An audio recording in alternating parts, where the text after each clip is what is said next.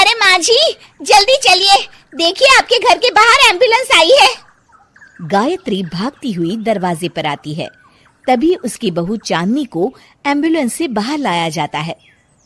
हे भगवान, ये मेरी बहू को क्या हो गया?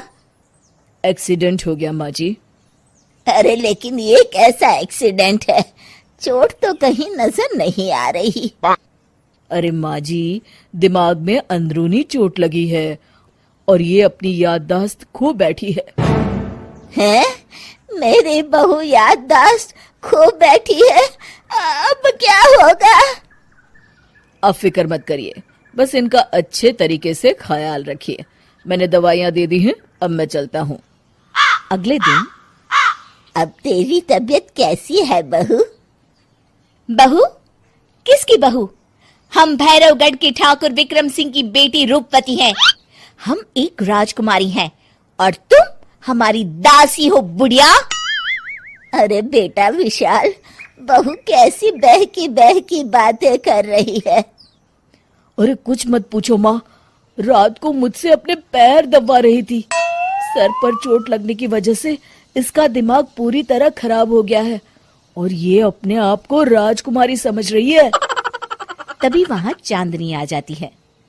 तुम दोनों यहाँ क्या खुसुर फुसुर कर रहे हो? कहीं तुम दोनों मिलकर हमारे खिलाफ कोई षड्यंत्र तो नहीं रच रहे हो? हम तुम्हारा सर तलवार से उड़वा देंगे, समझे? अरे नहीं नहीं राजकुमारी जी, हम तो आपके सेवक हैं। भला हमारी इतनी हिम्मत? कहिए, आपने यहाँ हॉल में आने का कष्ट कैसे किया? हमें बहुत भूख लगी है। ए दासी, जल्दी से हमारे लिए भोजन का प्रबंध करो। आज हम शाही कबाब खाएंगे। विशाल अपनी माँ को चांदनी की बात मानने के लिए इशारा करता है। ठीक है राजकुमारी जी, मैं अभी आपके लिए भोजन लेकर आती हूँ। इस तरह विशाल और उसकी माँ ना चाहते हुए भी चांदनी की जी हजूरी में लगे रहते हैं। लाओ माँ, जल्दी से मेरा टिफिन दो, मुझे देर हो रही है। अरे ठहर जा, जरा दम तो लेने दे मुझे। सारे घर का काम मुझे अकेली को करना पड़ता है। तेरी बीवी तो राजकुमारी बनी बैठी है, सारा दिन हुक्म चलाती रहती है। अरे माँ, मेरा भी तो यही हाल है। फिलहाल तुम मेरा टिफिन दे दो, मैं चला। रुको, कहाँ जा रहे हो? अरे मर गया रे, ये कहाँ से आ धमकी? आज हमारा जुहू चौपाटी घूमने का मूड है और हमें अपने लिए नई साड़ियाँ भी खरीदनी है। चलो जल्दी से अपना वाहन निकालो और हमें ले चलो। अरे अब तो मैं गया काम से। अगर आज मैं वक्त पे ऑफिस नहीं पहुंचा तो मेरा बॉस मुझे नौकरी से निकाल देगा। मरता क्या न करता।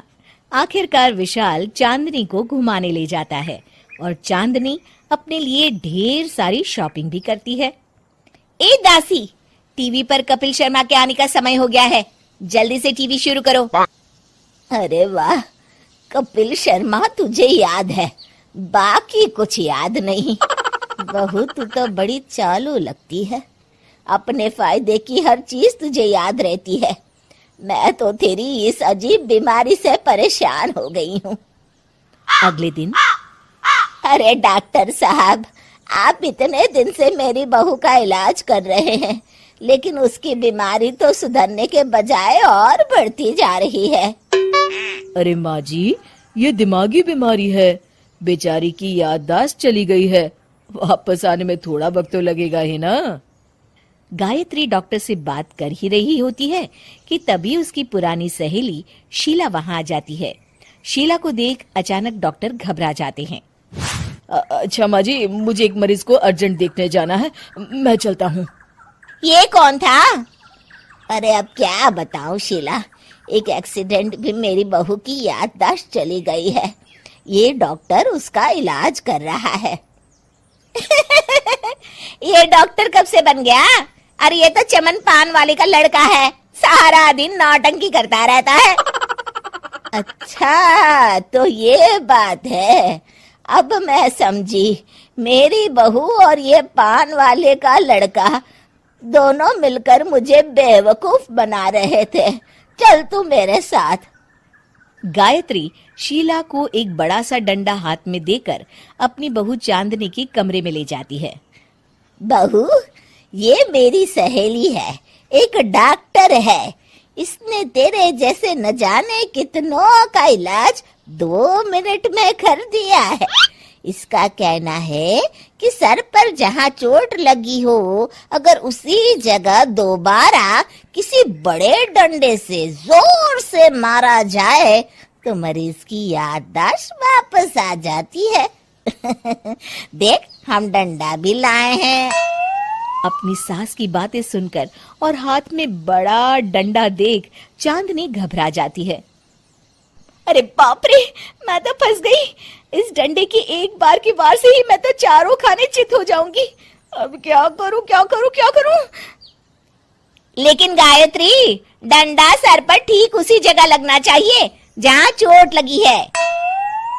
अरे तू चिंता मत कर, 2-4 बार मारूंगी तो एक बार तो सही जगह लग ही जाएगा ना। चल बहू, तैयार हो जा। अरे नहीं नहीं माँ जी, मुझे मत मारिए। दरअसल घर के काम करने से बचने के लिए मैंने ये सब नाटक किया था। मुझे माफ कर दीजिए, मैं कान पकड़ती हूँ। दोबारा ऐसी गलती कभी नहीं करूंगी।